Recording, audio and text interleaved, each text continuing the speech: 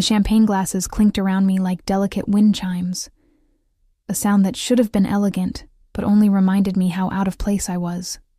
I stood behind the marble bar of the Belvedere Club, polishing crystal stemware until my reflection split into 1,000 fractured versions of myself, each one looking as exhausted as I felt.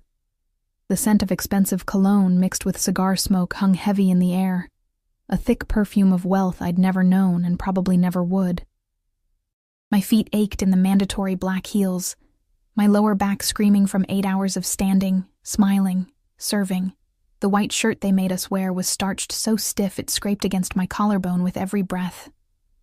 I was invisible here, just another pair of hands to pour $1,000 bottles for men in custom suits who never looked at my face, until he walked in.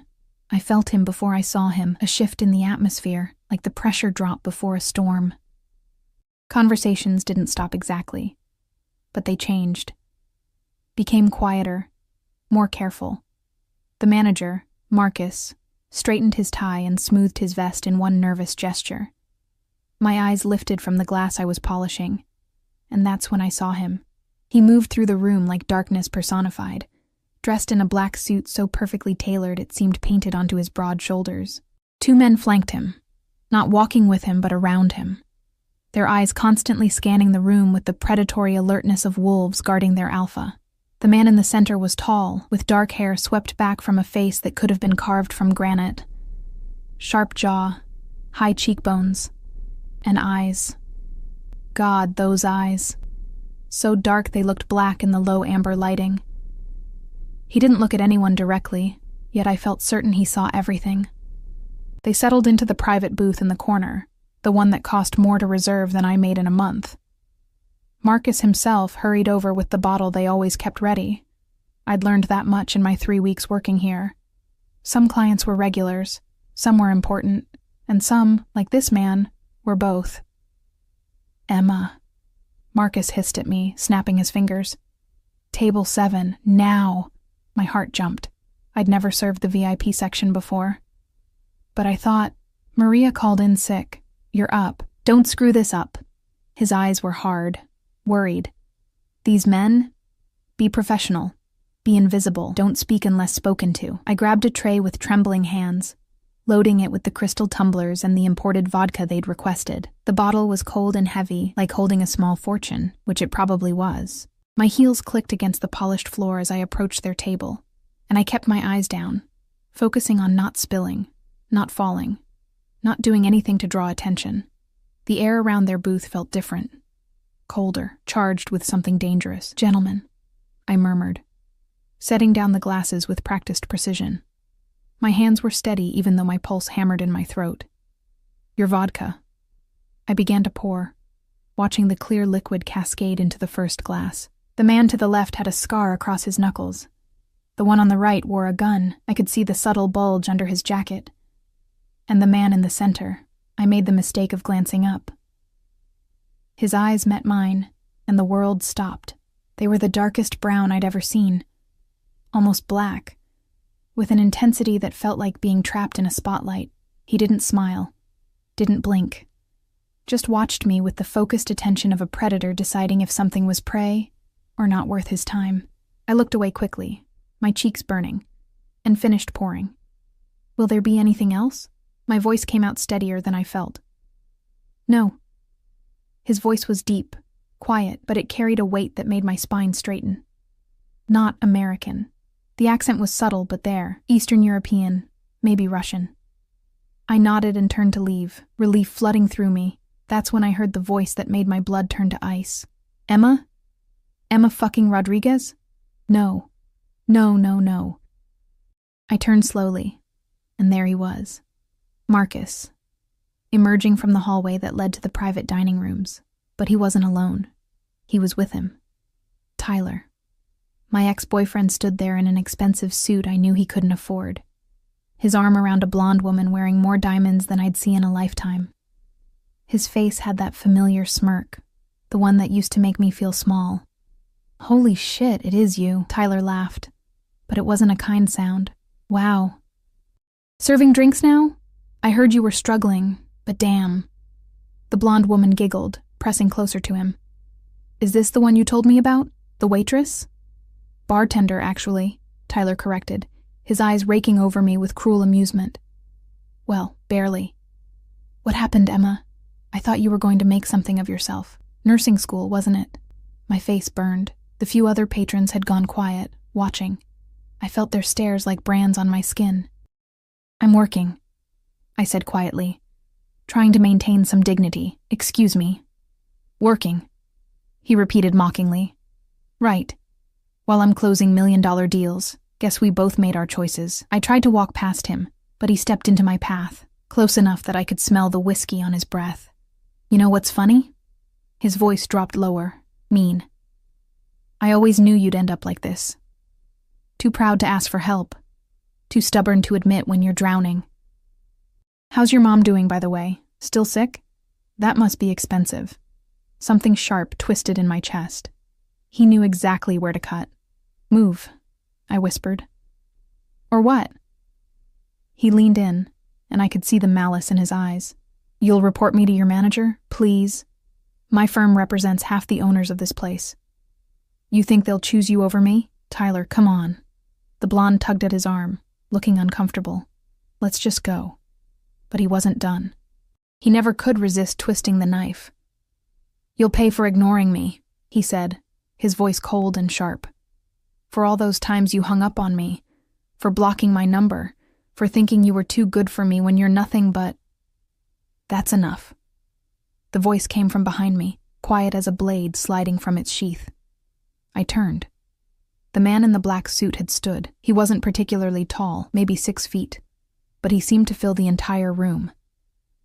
His 2 guards had also risen, their hands moving inside their jackets. The temperature in the club dropped 10 degrees. This is a private conversation, Tyler said, but his voice had lost some of its confidence. You were leaving. It wasn't a question. The man's dark eyes never left Tyler's face, and there was something in that gaze that made my ex-boyfriend go pale. Now. Marcus appeared from nowhere, his face sheet white. Mr. Volkov, I apologize for the disturbance. I'll have them removed immediately. Volkov. The name meant something. I could see it in the way everyone else had gone silent, the way Marcus was practically trembling. Tyler's girlfriend was already backing away, pulling at his sleeve. Tyler, we should go. But Tyler's pride wouldn't let him. Listen, I don't know who you think you... Volkov moved. Not fast, but with the certainty of someone who never worried about resistance. He closed the distance between them in 2 steps, and suddenly Tyler was against the wall, Volkov's hand around his throat, not choking him, just holding him there with casual, terrifying strength. You will apologize to the young woman, Volkov said quietly. Then you will leave, and you will never speak to her again. Do you understand? Tyler's face had gone from red to purple. He nodded frantically. Volkov released him. Tyler nearly collapsed, gasping, his girlfriend catching his arm. They stumbled toward the exit, Tyler throwing one last hateful glance over his shoulder, not at Volkov, but at me. The look promised retribution somehow. The door swung shut behind them. The silence that followed felt like standing in the eye of a hurricane. Volkov turned to me. Up close, I could see the faint scar that ran along his jawline, the slight gray at his temples. He was older than I'd first thought, maybe late 30s, and there was something in his face that spoke of violence witnessed and committed. Are you all right? He asked. My mouth was dry. Yes, thank you. You didn't have to...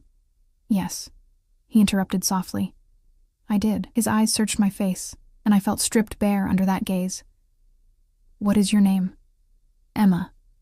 Emma Rodriguez. Emma. He repeated it slowly, like tasting wine. You will no longer work behind the bar tonight. Marcus. He didn't raise his voice, but the manager practically teleported to his side. Miss Rodriguez will serve my booth exclusively. Double her pay for tonight. Of course, Mr. Volkov. Right away. That's not necessary, I started to protest, but Volkov's eyes found mine again. It is. There was something in his voice, some current I couldn't read. You were harassed in your workplace. Consider it compensation. He returned to his booth, his guards following. Marcus gripped my elbow, his fingers tight enough to bruise. "Do you have any idea who that is?" he hissed in my ear. "Dmitry Volkov. He owns half this city, the half that matters anyway. Whatever he wants, you give him. Understand?" I nodded numbly. For the next 2 hours, I served Volkov and his associates. They spoke in low voices, sometimes in Russian, sometimes in English so accented I could barely understand. Business talk, numbers, names I didn't recognize.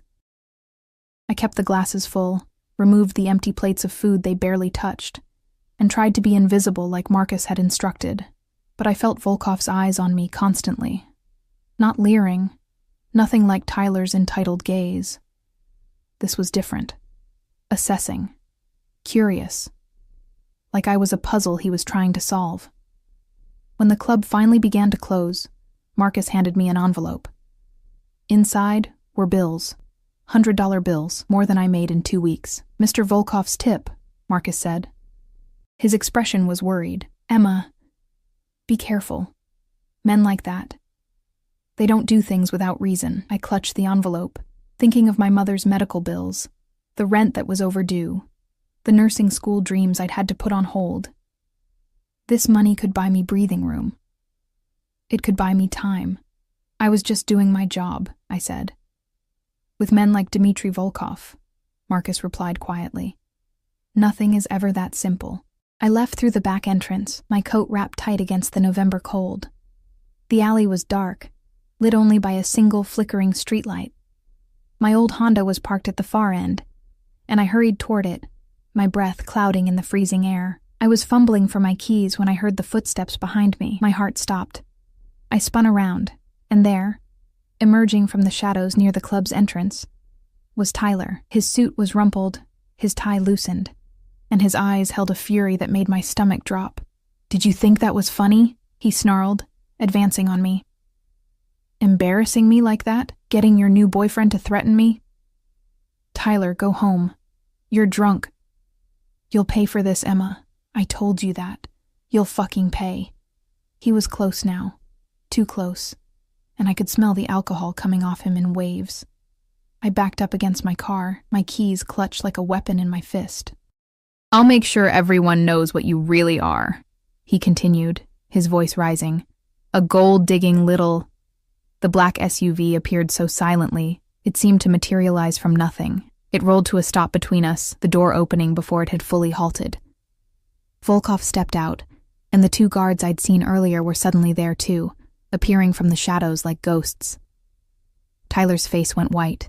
"I thought we had an understanding," Volkov said, his voice carrying that same quiet menace from earlier. "You were to leave. You were never to speak to her again. I was just— Dmitry." I jerked in surprise. One of the guards had spoken, his tone urgent. He was holding a phone, showing the screen to Volkov. I couldn't see what it displayed, but Volkov's expression hardened into something that made my blood run cold. He looked at Tyler, then at me, then back at the phone. "Put him in the car," Volkov said quietly. The guards moved with practiced efficiency. Tyler didn't even have time to scream before they had him in the back of the SUV, the door closing with a decisive thunk. Then Volkov turned to me. "Miss Rodriguez," he said, "get in your car, lock the doors, drive straight home. Do not stop. Do you understand? What are you going to do to him?" My voice was barely a whisper. "Nothing he doesn't deserve." His eyes met mine, and in them I saw something ancient and merciless. "But that is not your concern. Go.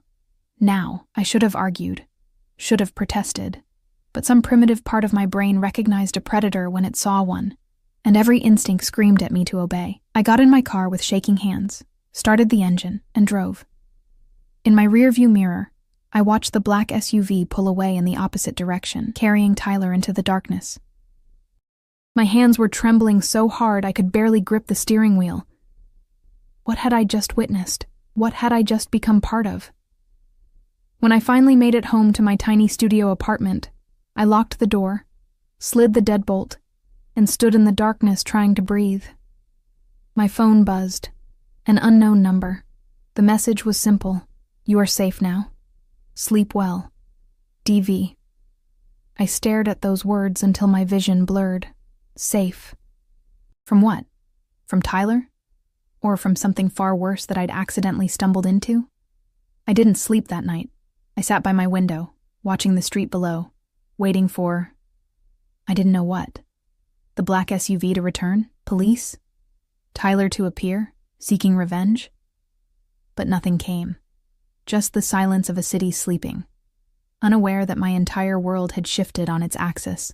And somewhere out there in the darkness, Dmitry Volkov was dealing with my ex-boyfriend in ways I didn't want to imagine.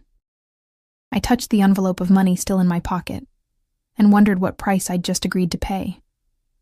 I didn't go to work the next day. I called Marcus at dawn, my voice hoarse from lack of sleep, and told him I had the flu. He didn't question it, just told me to feel better and hung up quickly, like he didn't want to be associated with me anymore. I couldn't blame him. After what happened last night, I was probably radioactive. I spent the morning pacing my studio apartment, a space so small I could touch both walls if I stretched my arms out.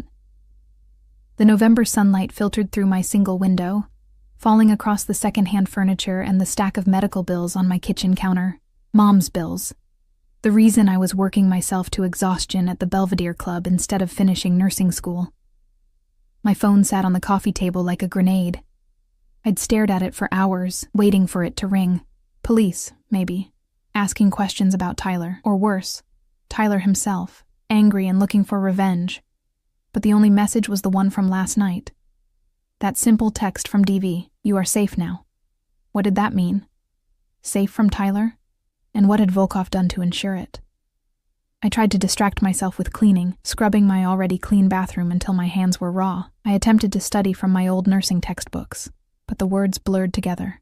Around noon, I finally gave in and searched for Tyler on social media.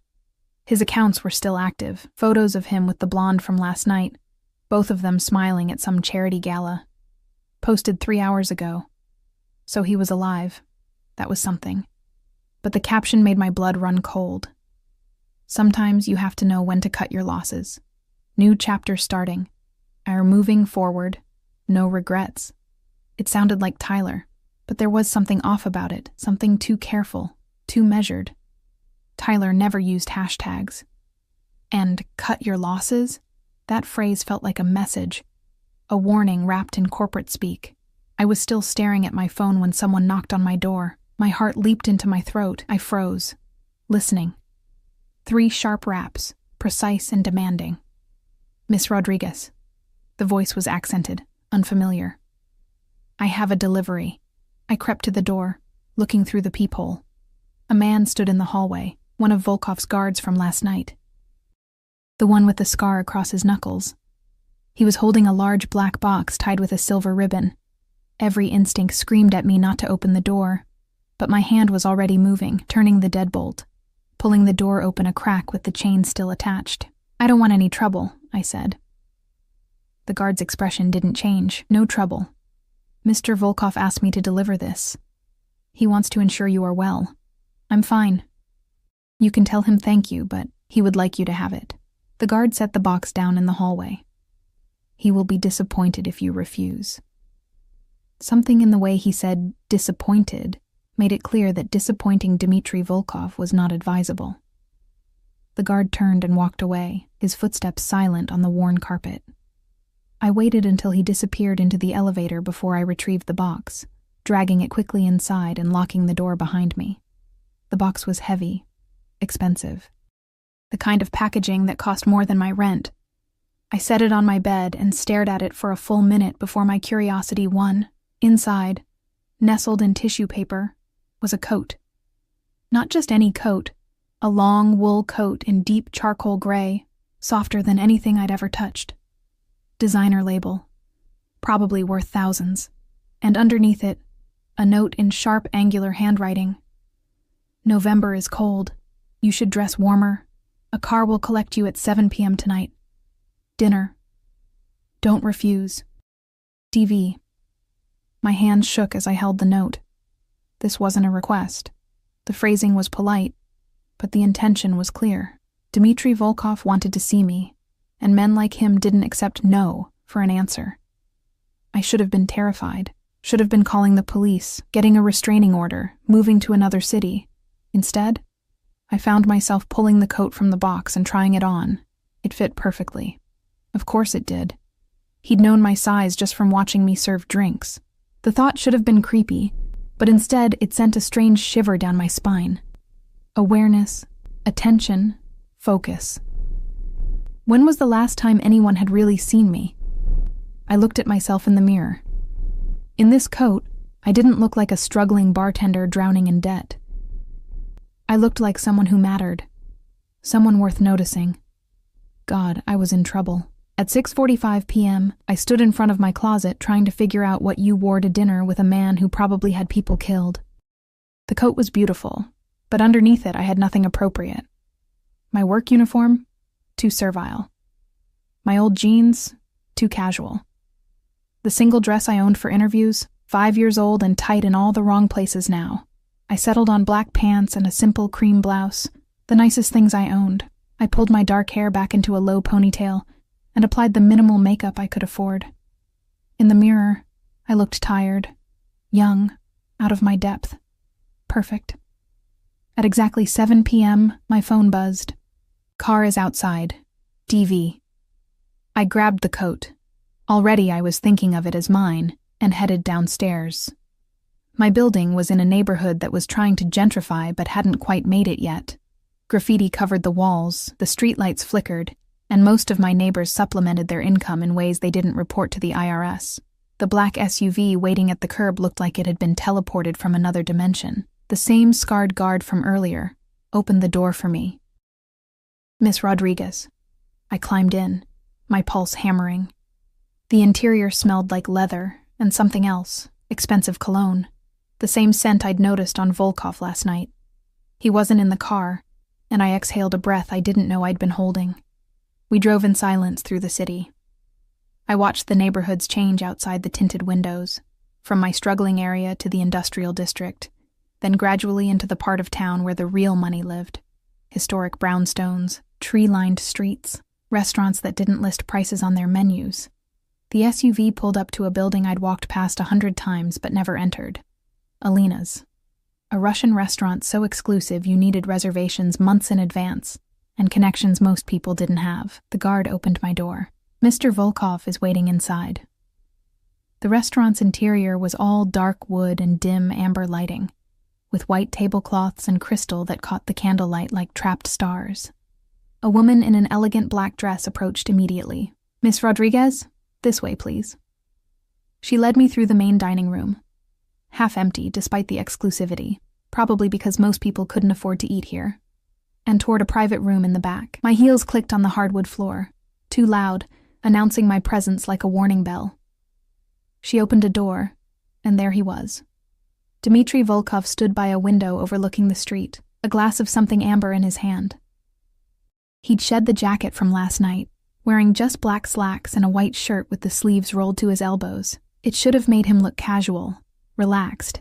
Instead, it only emphasized the coiled power in his frame, the broad shoulders, the muscled forearms marked with scars I could see even from across the room. He turned when I entered, and those dark eyes found mine immediately. Emma. My name in his accent sounded like something foreign and beautiful. Thank you for coming. Did I have a choice? The words came out before I could stop them. A slight smile touched his lips, the first I'd seen from him. It didn't make him look friendlier. If anything, it made him look more dangerous.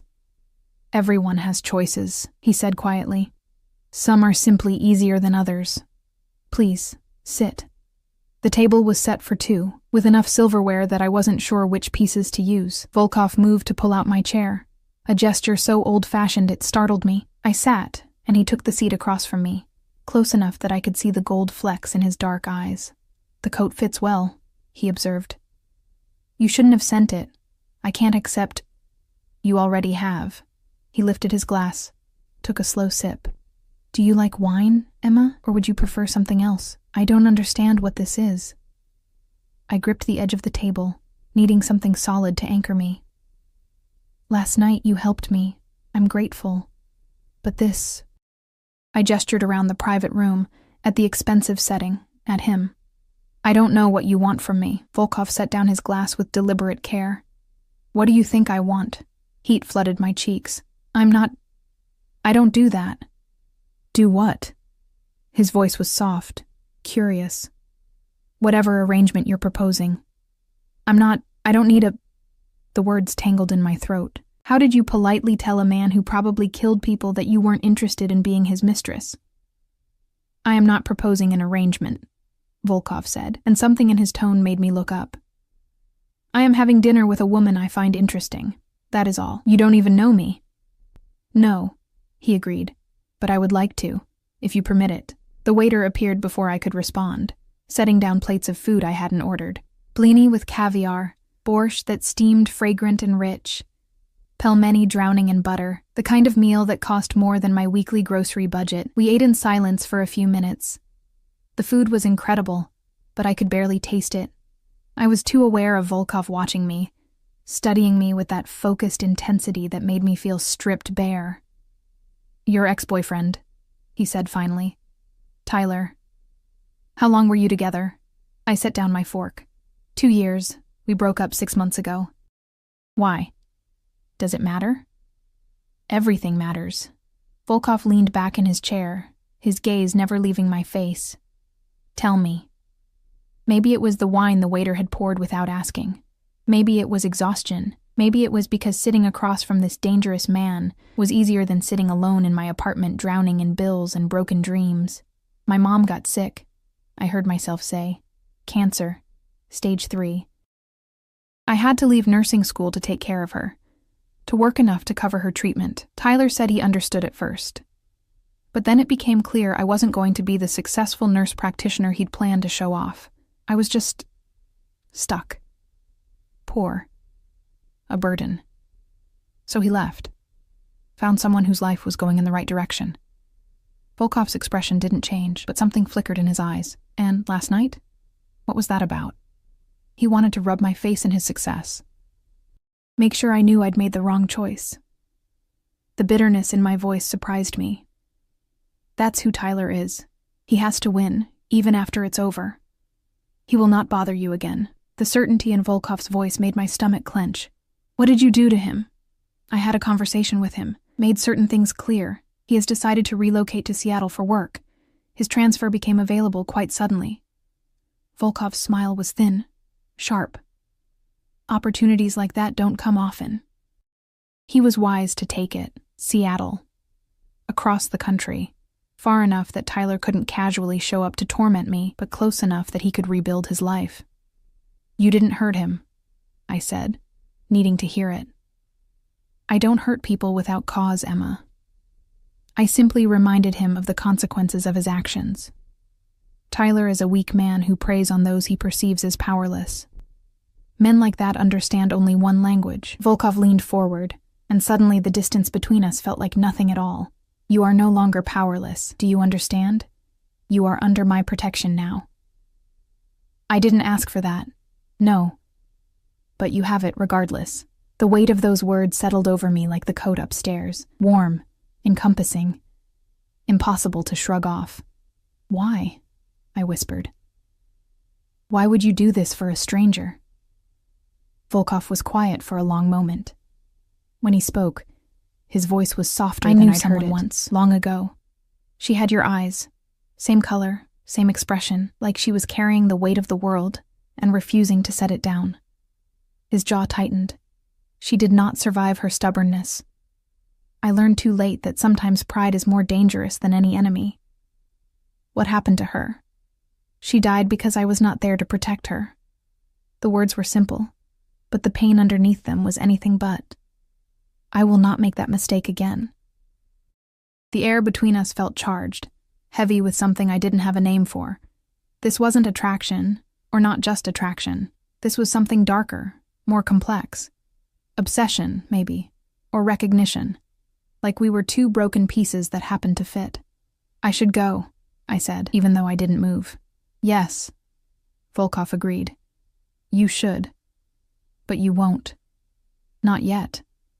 He was right. God help me, he was right. We talked for another hour. He asked me about my mother, about nursing school, about the dreams I'd put on hold. I found myself telling him things I'd never told anyone. How scared I was, how tired, how sometimes I lay awake at night wondering if this was all there was to my life. Struggling, surviving, never quite drowning but never swimming either. Volkov listened with absolute attention, like my words were the only thing that existed in his world, and when I finally ran out of things to say, he told me his own story, or pieces of it, fragments that formed an incomplete picture. He'd come to America 15 years ago with nothing, built an empire from blood and violence and ruthless business sense, lost people along the way, made enemies, made worse choices. And now he sat at the top of a world he'd conquered, surrounded by money and power and fear. And he was so fucking lonely he'd invited a broke bartender to dinner just to hear her voice. He didn't say that last part, but I heard it anyway, in the spaces between his words. When he finally drove me home, this time sitting beside me in the SUV, close enough that I could smell his cologne, feel the heat radiating from his body, he walked me to my building's entrance.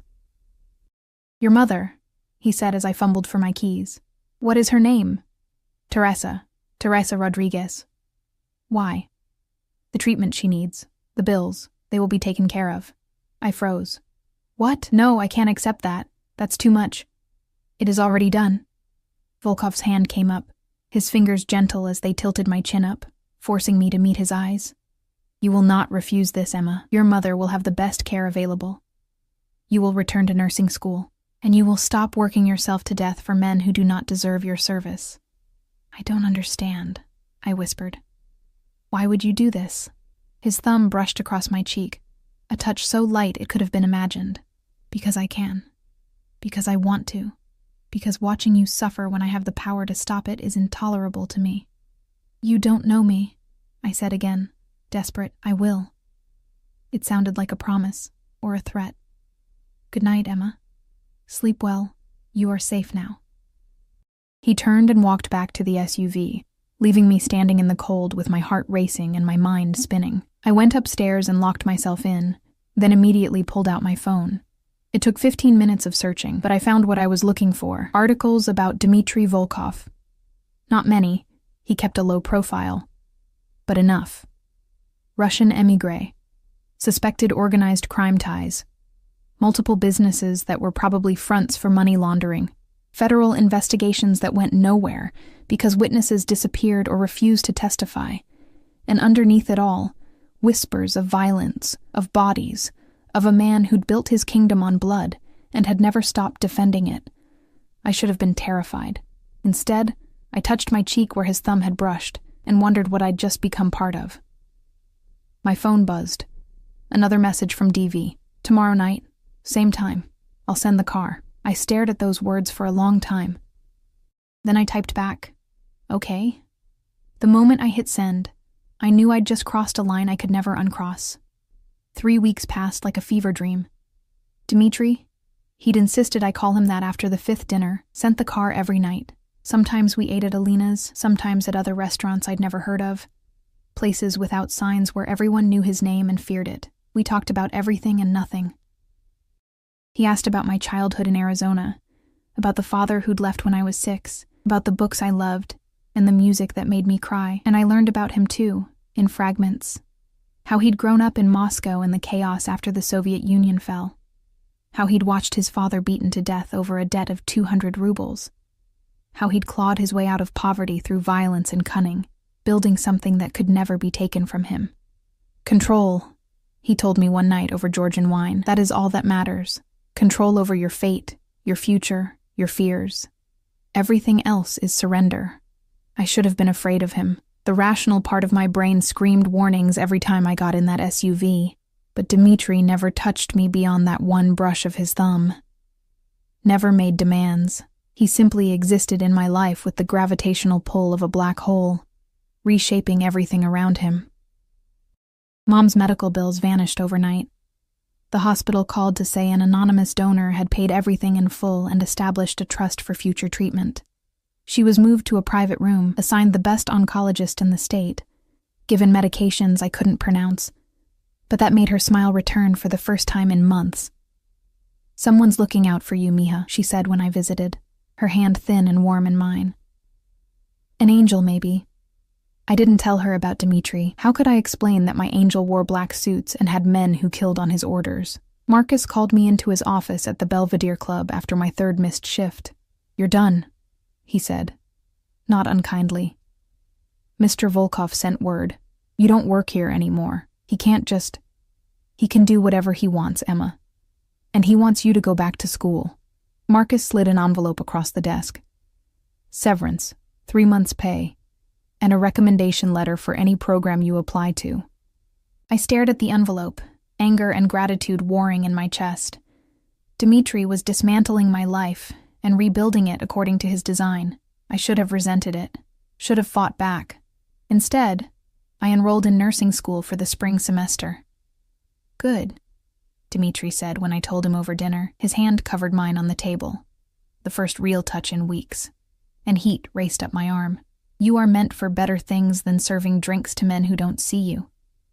"You saw me," I said quietly. His eyes darkened. "Yes, I did. From the moment you walked to my table, I saw you. And I have not stopped seeing you since." The air between us thickened.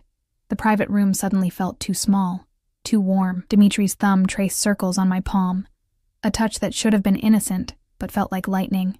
"Emma."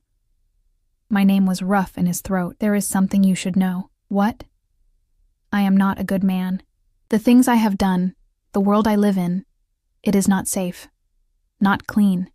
Being near me puts you at risk." "Then why am I here?" His grip tightened. "Because I am also a selfish man, and having you in my life has become necessary to me. But you should understand what that means." Before I could respond, the door burst open. One of Dimitri's guards, Victor, I'd learned his name, stood in the doorway, his face grim. "We have a problem." Dimitri's expression went cold, all the warmth draining from his eyes in an instant. He stood, releasing my hand. "What kind of problem?" "Sergei's nephew.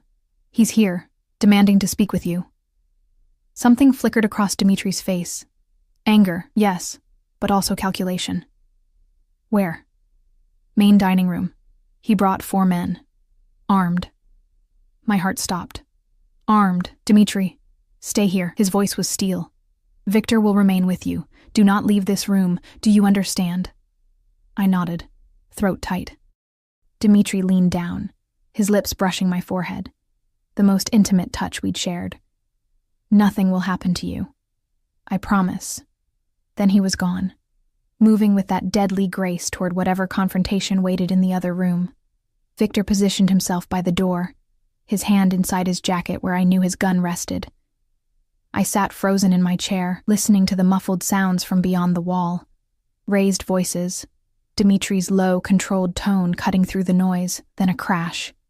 Shouting. A sound that might have been a gunshot. I jerked to my feet. "What's happening?"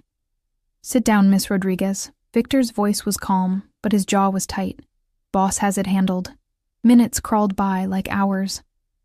My hands shook as I gripped the edge of the table. This was the reality of Dimitri's world, violence simmering beneath every surface, always one wrong word away from explosion. Finally, the door opened. Dimitri walked in, and my breath caught. Blood stained his white shirt. Not a lot, just a spray across his shoulder and collar. His knuckles were split, bruised, but his expression was calm, almost serene. "It's handled," he said simply. "You're bleeding. Not my blood."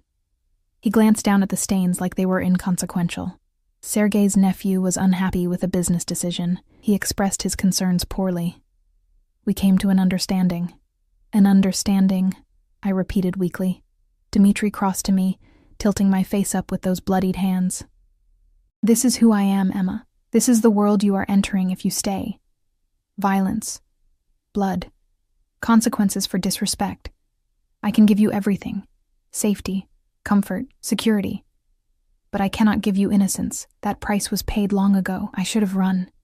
Should have demanded Victor drive me home and never looked back. Instead, I reached up and touched Dimitri's bruised knuckles, my fingers gentle on his damaged skin. "Let me clean this," I whispered. Something blazed in his eyes. "Emma, show me." He led me through the now empty restaurant. I didn't look at whatever had been cleaned up from the confrontation, and up a private staircase to an apartment above Alina's. I hadn't known he lived here, but of course he did. Multiple properties, Marcus had said. Always moving, always protected. The apartment was masculine and sparse, expensive furniture but minimal, like a hotel room for someone who never fully unpacked.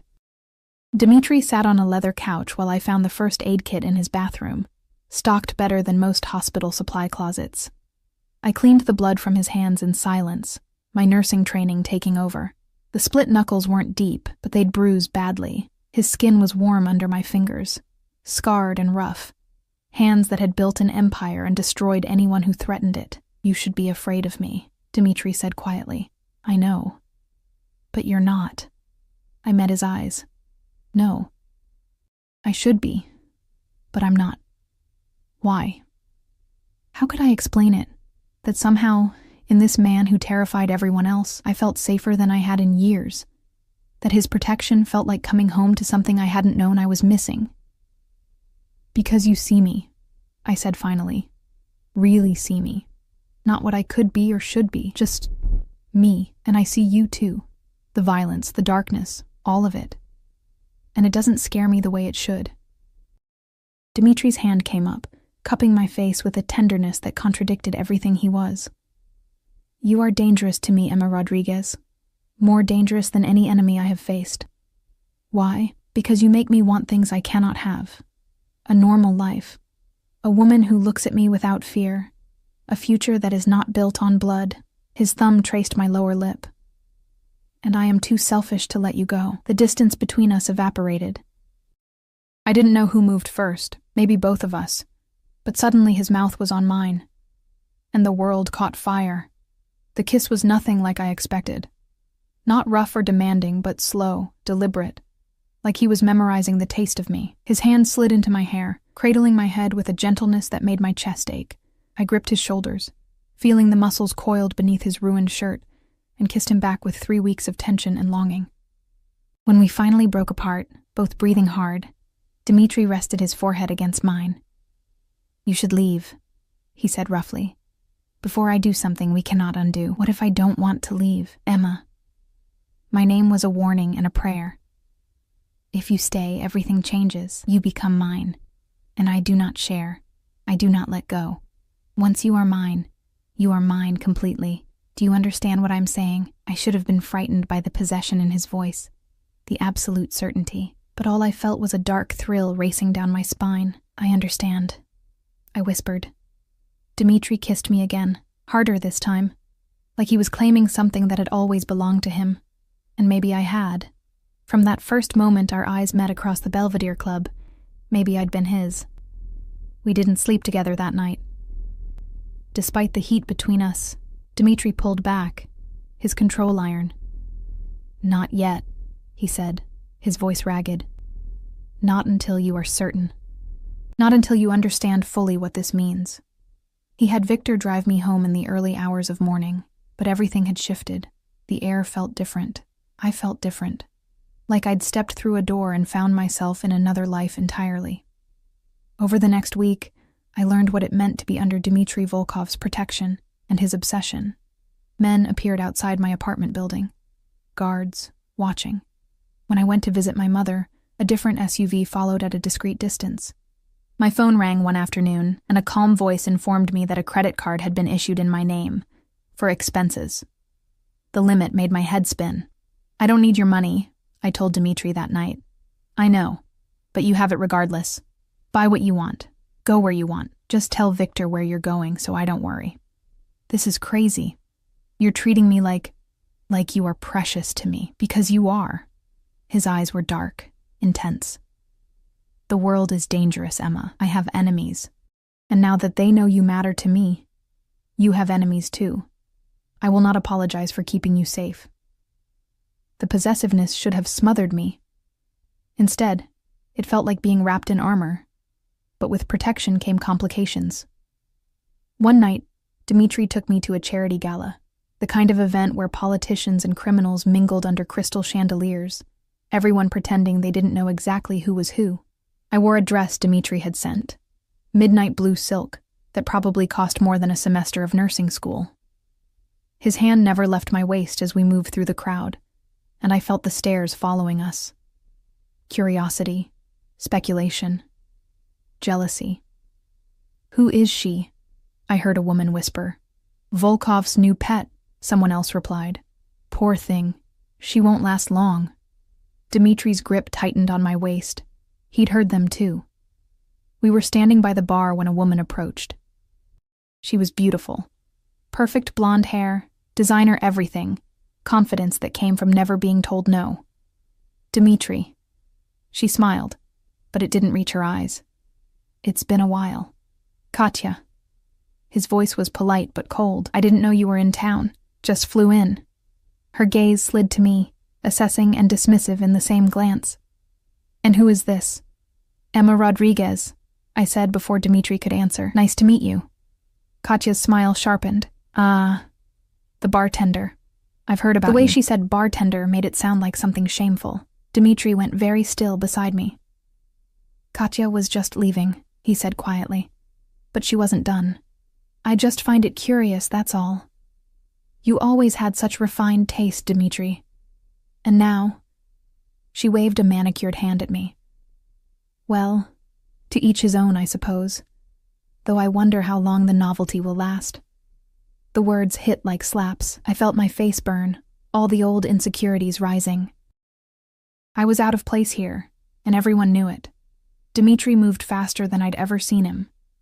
One moment he was beside me, the next he had Katya by the arm. His grip just tight enough to make her wince. "Listen carefully," he said, his voice barely above a whisper but carrying the weight of absolute menace. "Emma is under my protection. Any insult to her is an insult to me, and you know how I handle insults, don't you, Katya?" The color drained from her face. "Dimitri, I didn't mean..." "Yes, you did."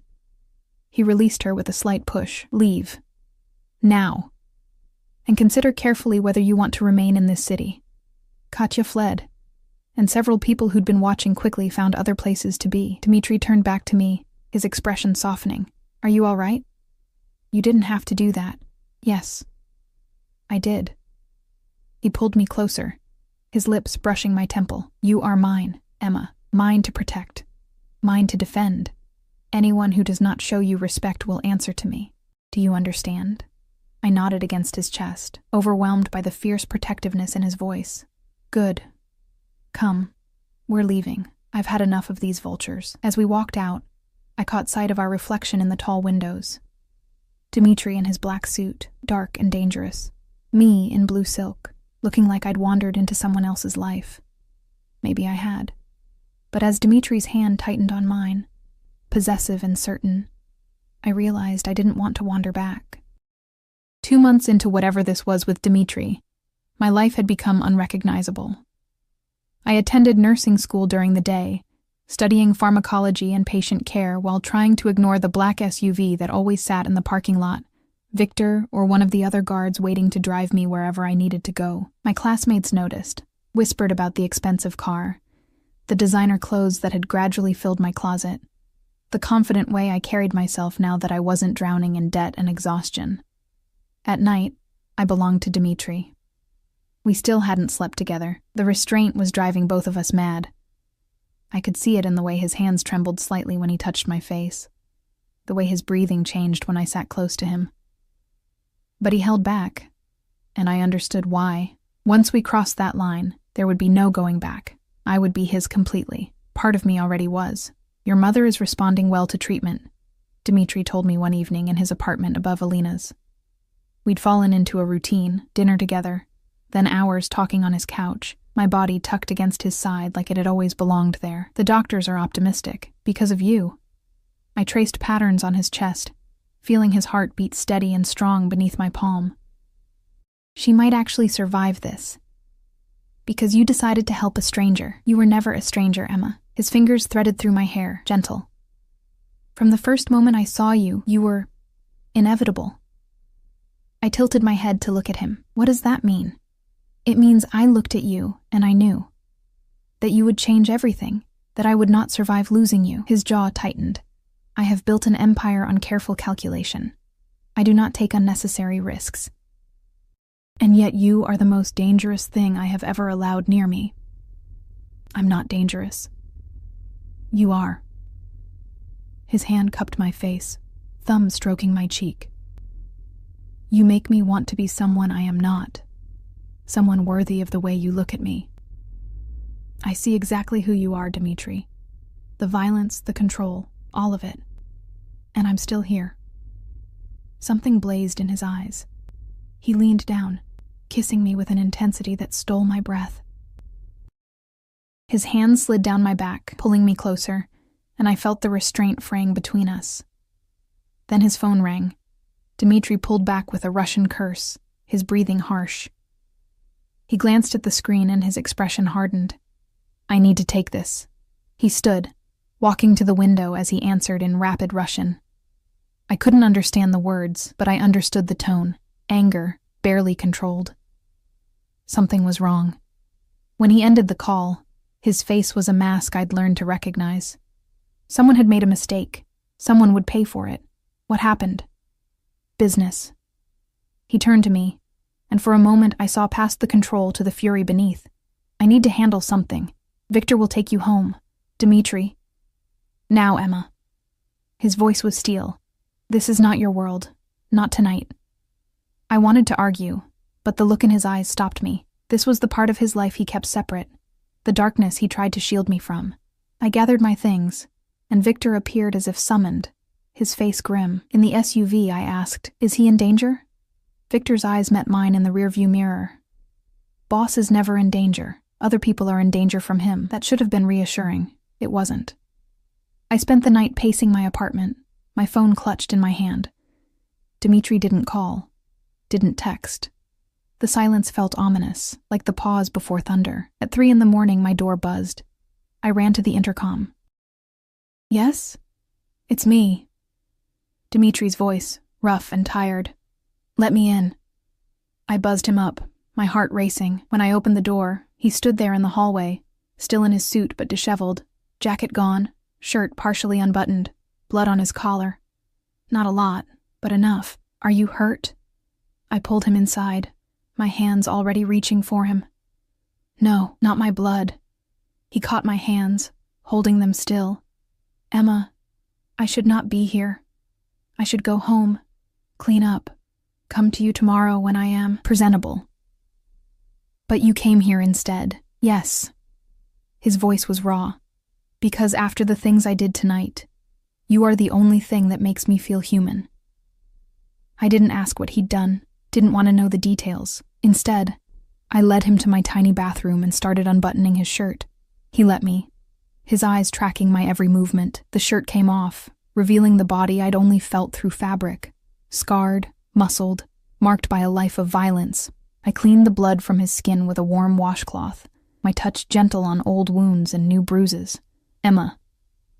My name was a warning.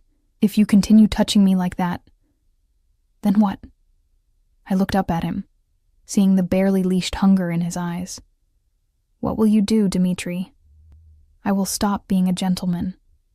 I will take what I have wanted since the moment I saw you, and I will not let you go after. My heart hammered. Maybe I don't want you to be a gentleman anymore. Something snapped in his control. He grabbed me, lifting me onto the bathroom counter, his mouth crashing into mine with desperate hunger. His hand slid under my shirt, hot on my skin, and I wrapped my legs around his waist, pulling him closer. Are you certain? He growled against my lips. Once we do this, you are mine, completely. Irrevocably. No going back. I'm already yours, I whispered. I have been since you first looked at me. We barely made it to my bed. I woke to sunlight streaming through my window and the warmth of Dimitri's body beside me. He was still asleep, his face relaxed in a way I'd never seen. Looking younger, almost peaceful. The sheets tangled around his waist, revealing the map of scars across his chest and back. I traced one long scar along his ribs, wondering what violence had left that mark.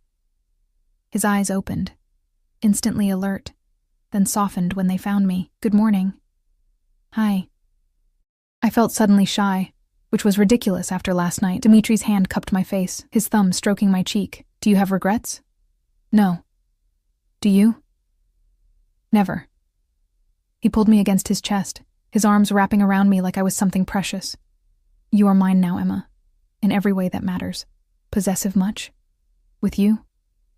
Always. His lips brushed my forehead. I told you what I am. I do not share. I do not let go. You belong to me now. Instead, the words should have frightened me. They sent warmth flooding through my chest. And do you belong to me? I have since the beginning, even when I was fighting it. His grip tightened. You have ruined me for anyone else. There is only you. We spent the morning in bed, talking and touching, learning each other in daylight.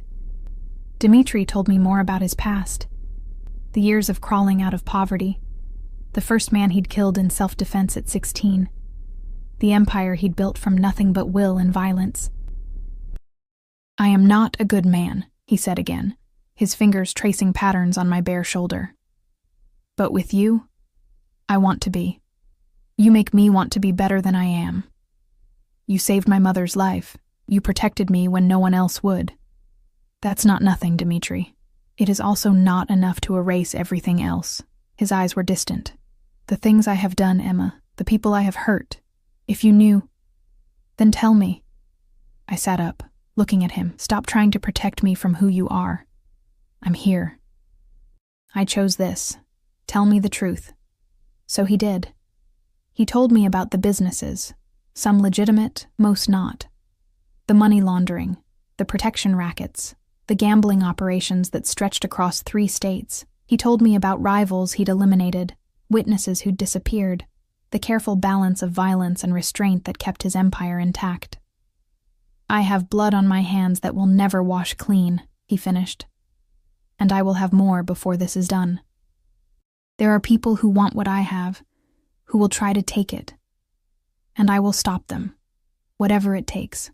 I should have been horrified, should have gotten dressed and walked away from this man who spoke about murder like it was business. Instead, I kissed him. Thank you for telling me the truth. You are not afraid. I'm terrified, I admitted. But not of you, of losing you, of this world you live in taking you away from me. That will not happen. His voice was iron certainty. I have survived worse than anything my enemies can do. And now, I have a reason to be even more careful. What reason? You. He pulled me back down beside him. Everything I have built, everything I am. It means nothing if I am not here to protect you. So I will be careful. I will be smart. And I will eliminate any threat before it reaches you. My phone rang, shattering the moment. I grabbed it from the nightstand, my mother's number. Mom. Mija. Her voice was bright, stronger than I'd heard in months. The doctor just left. The scans came back. The tumor is shrinking. Emma, it's working. The treatment is actually working. Tears stung my eyes. Mom, that's amazing. I know. I can't believe it. After everything, I thought I was going to die, Emma. I really did. But now I might actually get to see you graduate nursing school. Maybe even meet someone special. Give me grandchildren. She laughed. The sound pure joy. I'm rambling. I'm just so happy. We talked for another 10 minutes, her excitement infectious. When I finally hung up, I was crying and smiling at the same time. Dimitri wiped my tears with his thumb. Good news? The treatment is working. She's going to be okay. Because of you. I kissed him, pouring everything I felt into it. You gave me my mother back. I would give you the world if you asked for it. He said it simply, like it was fact. Everything I have is yours. I just want you. You have me, completely. We stayed in my apartment all day, ignoring the outside world. Victor called once. Dimitri answered in Russian, said something sharp, then turned off his phone. What did you tell him? That I am not to be disturbed unless someone is dying. And even then, they should consider handling it themselves. I laughed. You can't just ignore your empire for a day. Watch me. He pulled me closer. Today, there is only you. Everything else can wait. But the world doesn't wait. Not for men like Dmitry Volkov. At sunset, someone knocked on my door. Not buzzed up. Knocked directly on my apartment door. Dmitri was instantly alert, his body shifting from relaxed to dangerous in a heartbeat. He pulled on his pants, grabbed something from his jacket, a gun, I realized with a start, and moved to the door. "Who is it?" he called, his voice carrying the weight of authority. "Victor, we have a situation." Dmitri opened the door. Victor stood there, his face grim. Another guard behind him. What happened? Sergei's people. They took Alexei. I watched Dmitri's expression turn to stone. When? 2 hours ago. From his apartment. They left a message. Victor handed over a phone, and even from across the room, I could see the video playing, a man tied to a chair, beaten, blood streaming down his face. "They want to meet," Victor continued. "Tonight, Pier 17. They say come alone, or Alexei dies." "It's a trap," Dmitri said flatly. "Of course it's a trap, but if we don't go, we go. But not alone." Dmitri turned to me, his eyes hard. "Emma, you will stay here. Victor will remain with you. Lock the door. Do not open it for anyone except me." "Dmitri, wait." He crossed to me, kissing me hard. "I will come back to you. I promise. But I need to handle this. These men took someone under my protection. They need to understand what that means. What if something happens to you? It won't." His certainty was absolute. "I have too much to lose now. I will be careful. I will be smart. And I will come back." He dressed quickly, becoming someone else before my eyes. The dangerous man who ran an empire, who commanded fear and respect. The gun disappeared into a holster at his back. He checked his phone, sent rapid texts. At the door, he turned back one more time. "If anything happens, if anyone comes here who is not me or Victor, you run. Do you understand? There is cash in the top drawer of your dresser. A new identity in an envelope. Victor knows where to take you. You disappear, and you do not look back. Dmitri. Promise me, Emma. I promise." He nodded once, then was gone. Victor locked the door behind him, positioning himself by the window where he could watch the street. I sat on my bed, still warm from Dmitri's body, and tried not to imagine all the ways this could go wrong. Hours passed. Midnight came and went. My phone stayed silent. At 2 a.m, Victor's phone buzzed. He answered, listened, then ended the call. "Boss is on his way. It's done." Relief flooded through me. "He's okay?" "He's fine. The others are not. But boss is fine." 20 minutes later, I heard footsteps in the hallway. The door opened, and Dmitri walked in. He was covered in blood. His shirt was ruined, his face splattered with red, but his eyes found mine immediately, and they were clear, focused. "It's done," he said simply. "Sergei and his people will not be a problem anymore." I should have asked questions, should have demanded details. Instead, I just pulled him into the bathroom and started cleaning him up, the same way I had the night before. "Emma." His voice was rough. "You should be horrified. I just killed 4 men, watched them die, and I feel nothing except relief that they can never threaten you. I know what you are," I said, washing blood from his hands. "I've always known. This doesn't change anything. You are either very brave or very foolish. Maybe both." I looked up at him. "But I love you, and that's not changing." The words hung in the air between us. I hadn't meant to say them, hadn't planned it, but they were true. Dmitri went very still. "What did you say?" "I love you." My voice was steady. I don't know when it happened. Maybe that first night, maybe gradually. But it's true. I love you, Dmitri Volkov, all of you. Even the dark parts. He kissed me desperately, his hands shaking as they cupped my face. "I love you," he said against my lips. "God help me. I love you more than I thought possible. You are everything. Do you understand? Everything." We made love again, slower this time, tender despite the violence that still clung to him. And afterward, wrapped in his arms, I finally felt safe. Whatever came next, we would face it together. Spring arrived with a gentleness that felt surreal after the violence of winter. I finished my first semester of nursing school with honors, standing in the hospital corridor after my final exam with a smile I couldn't suppress. The clinical rotations had been brutal, the studying relentless, but I'd done it. For the first time in years, I felt like myself again, not just surviving, but actually building toward something. Dimitri picked me up himself, a rare occurrence. He usually sent Victor, preferring to keep his public appearances minimal. But today, he stood leaning against his black Mercedes, impossibly handsome in dark jeans and a leather jacket, looking more like a movie star than a mob boss. "Congratulations," he said, pulling me into his arms. "I'm proud of you. I couldn't have done it without you. You would have. Eventually." His hand cupped my face. I simply removed the obstacles. "The strength was always yours." Mom was waiting when we arrived at her new apartment. Another gift from Dimitri, a bright 2-bedroom in a safe neighborhood with an elevator and a doorman. She looked healthy, her hair growing back in silver curls, her smile reaching her eyes again. "There's my nurse," she said, embracing me. Almost a nurse anyway. We had dinner together, Mom, Dimitri, and me, and it felt startlingly normal. Mom adored Dimitri, charmed by his old-world manners and the way he looked at me like I was the only person in the room. She didn't know exactly what he did, and I'd never tell her. Let her believe he was just a successful businessman who'd fallen for her daughter. In a way, that was true. After dinner, Dimitri drove me to his penthouse. He'd finally shown me his primary residence, a stunning space overlooking the city with floor-to-ceiling windows and minimalist decor. It felt more like home than anywhere I'd ever lived. "I have something for you," he said, retrieving a small box from his desk.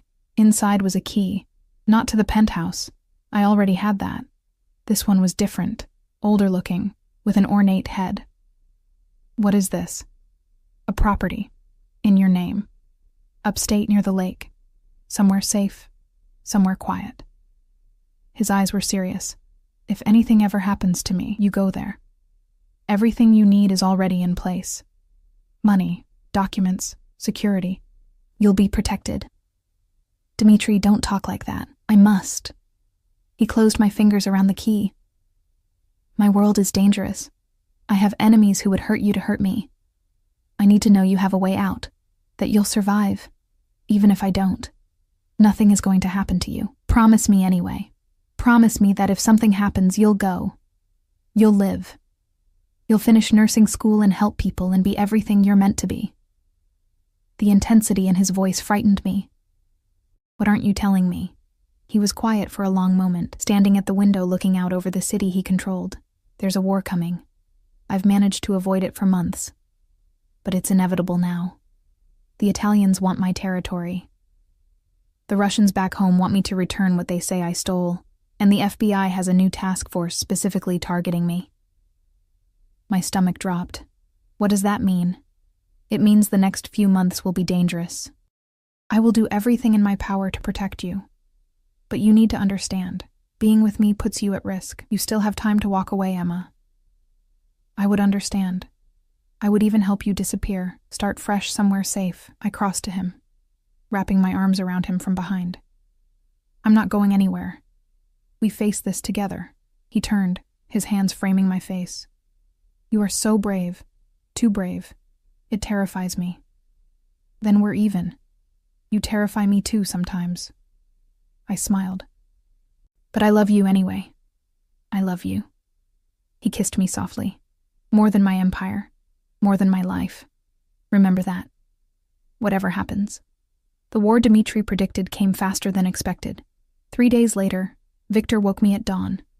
I'd been staying at the penthouse most nights now, with news that 2 of Dimitri's warehouses had been hit. Burned to the ground. A message. Dimitri mobilized immediately, his organization shifting into something efficient and terrifying. Men appeared from everywhere, armed and ready.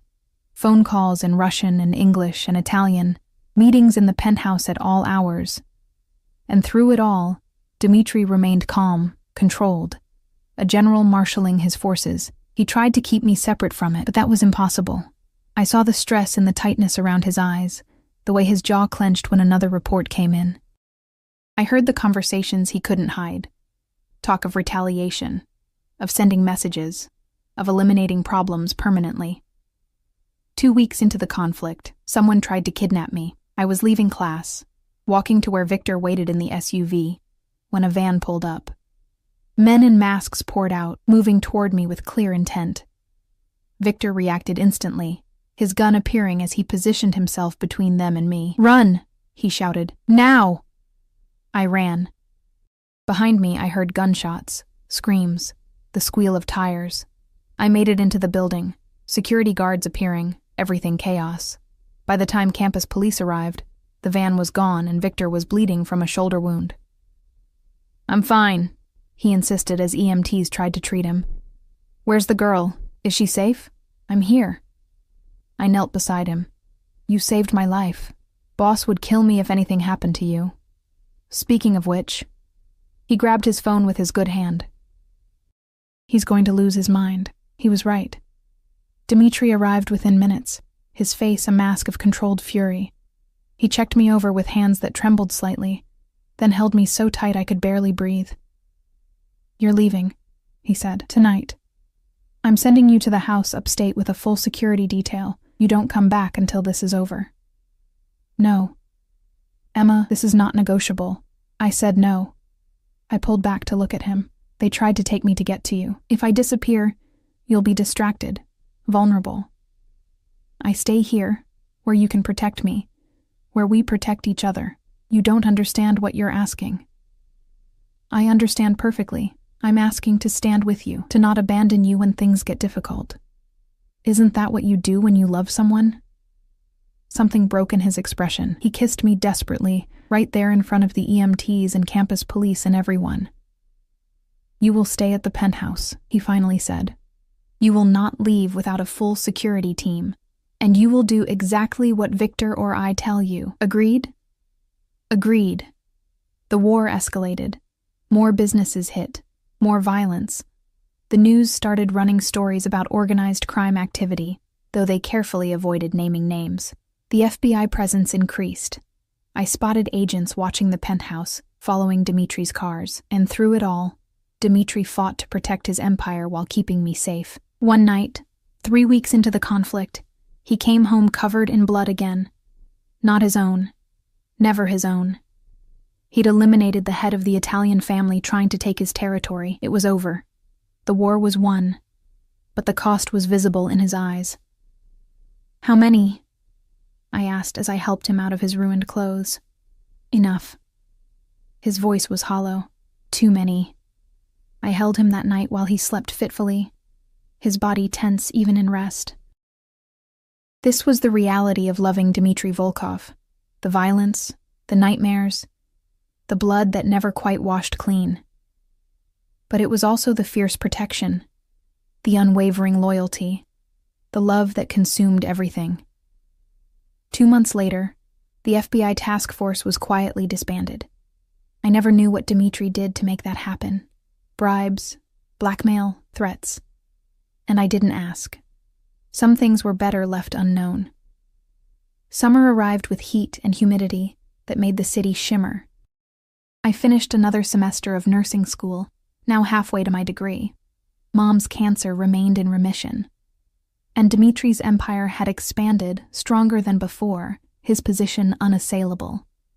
We were having dinner at Alina's, our place where it had all begun, when Dimitri reached across the table and took my hand. "I have something to ask you," he said. My heart stuttered. "Okay." "This life I live, it will never be completely safe. There will always be threats, always be dangers. I cannot promise you peace or normalcy. But I can promise you this: I will love you until my last breath. I will protect you with everything I have. And I will spend every day trying to be worthy of the way you look at me."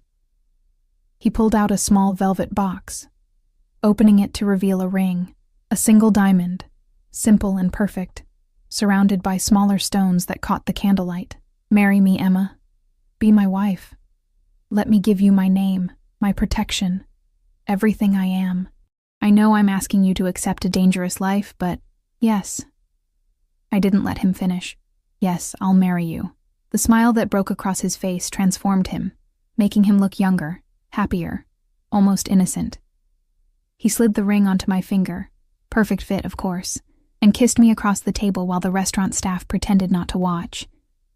"You have made me the happiest man alive," he murmured against my lips. Good, because you've made me the happiest woman. We were married 3 months later in a small private ceremony. Mom was there, healthy and radiant. Victor stood as Dimitri's best man, his shoulder healed, his loyalty unshakable. A handful of Dimitri's most trusted people attended, along with a few of my nursing school friends who thought they were attending the wedding of a successful businessman and his nurse fiancée. Let them think that. The truth was more complicated, darker, more beautiful than they could imagine.